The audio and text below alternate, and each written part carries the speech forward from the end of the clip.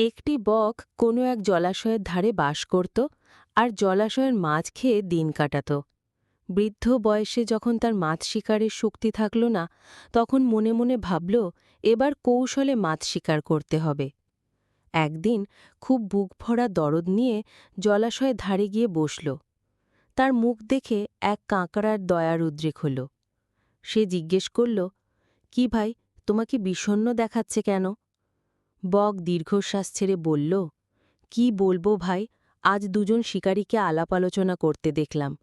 তাদের একজন বলল, জলাশয়টিতে অনেক মাছ আছে, চলো আমরা জাল দিয়ে মাছগুলো ধরে নিয়ে যাই। অন্যজন বলল, না, তার আগে চারদিকে জাল দিয়ে ঘিরে ফেলতে হবে, পরে সুযোগ মতো ধীরে ধীরে নিলেই চলবে।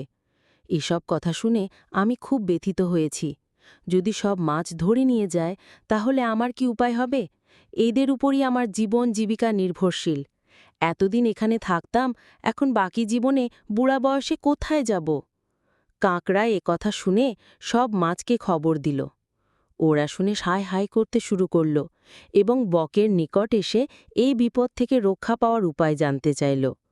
বক বিজ্ঞের মতো মাথা নেড়ে বলল, কাছেই খুব বড় একটি নদী আছে।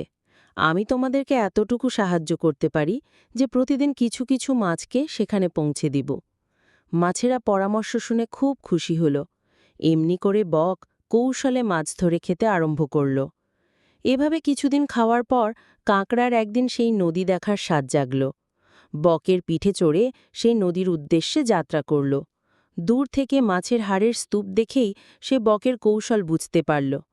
তখন বুদ্ধি করে বকের গলা চেপে ধরল। বৃদ্ধ বক কিছুক্ষণ ছটফট করে মারা গেল।